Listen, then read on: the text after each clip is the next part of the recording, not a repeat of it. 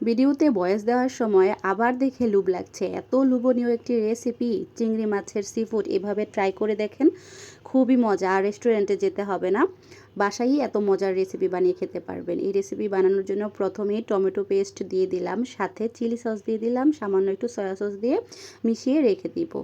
তারপর রসুনগুলোকে হালকা ভেজে নিব, হালকা ভেজে চিংড়ি মাছ দিব, ভুট্টা দিব, সসেস দিব, সাথে দিয়ে দিব একটু লেমন গ্রাস দিয়ে ভালোভাবে নেড়ে নিব।